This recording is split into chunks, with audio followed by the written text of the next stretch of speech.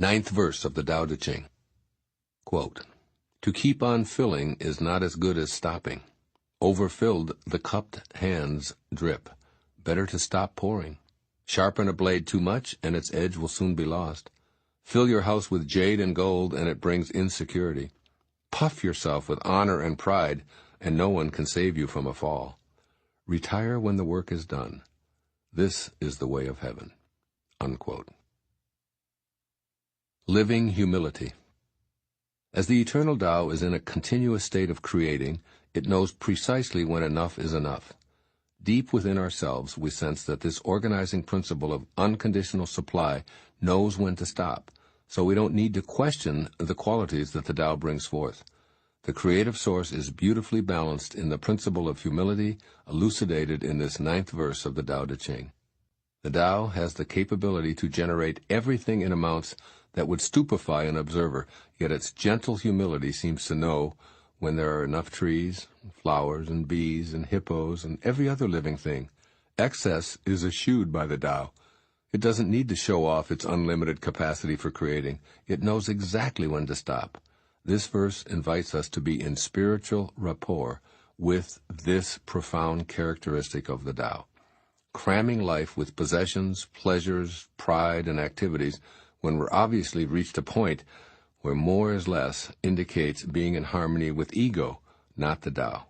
Living humility knows when to just stop, to let go and enjoy the fruits of our labor. This verse clearly analogizes that the purpose of more status, more money, more power, more approval, more stuff is as foolish as honing a carving knife after it's reached its zenith of sharpness.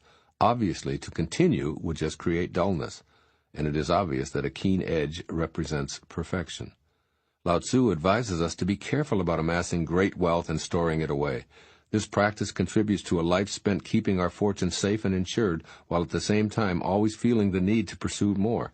He counsels us to be satisfied at a level that fosters living with humility.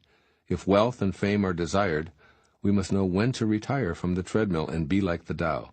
This is the way of heaven, as opposed to the world that we live in, which is addicted to more. We can heighten our awareness that advertising is primarily designed to sell products and services by convincing us that we need something in order to be happy. Analysts might tell us that the economy is failing if it isn't continuously growing. But we can realize that excessive growth, like cancer, will ultimately destroy itself. We can witness the results of overproduction in the gridlock on most highways. It now takes longer to go from one side of London to the other than it did before the invention of the automobile. We also see this principle at work whenever we shop. I call it choice overload. Pain pills for backaches, menstrual cramps, headaches, joint pains in the morning or at night in a capsule or liquid or a powder. And this is true whether we're purchasing toilet paper, orange juice, or anything else. I believe that Lao Tzu sends the following modern advice from his ancient perspective. First, come to grips with the radical concept of enough is enough. Make this commitment, even though you live in a world addicted to the idea that one can never have enough of anything. To paraphrase Lao Tzu, do your work and then step back. Practice humility rather than ostentation and uncontrolled consumption. The obesity crisis in the Western world, particularly in America, is a direct result of not understanding and living the simple wisdom of this ninth verse of the Tao Te Ching. Eat, but stop when you're full. To continue stuffing food into a satiated body is to be trapped into believing that more of something is the cause of your happiness. And this is true of overly filling yourself with any artificial symbol of success. Think instead of the infinite wisdom of the Tao, which says, to keep on filling is not as good as stopping. Enough is not only enough, it is in alignment with the perfection of the eternal Tao.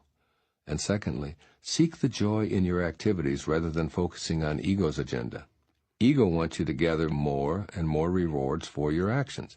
If you're in a state of loving appreciation in each of your present moments, you're letting go of the absurd idea that you're here to accumulate rewards and merit badges for your efforts.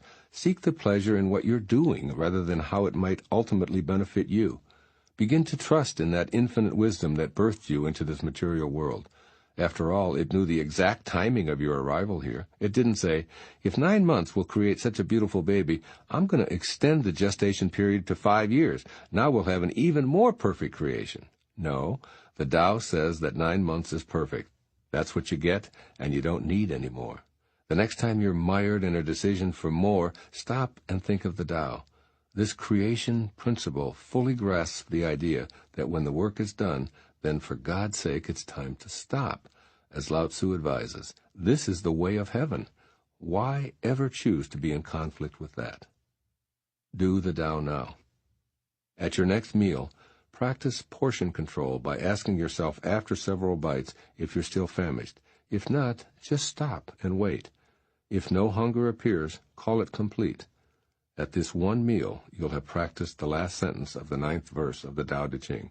Quote, "Retire when the eating is done. This is the way of heaven." Unquote.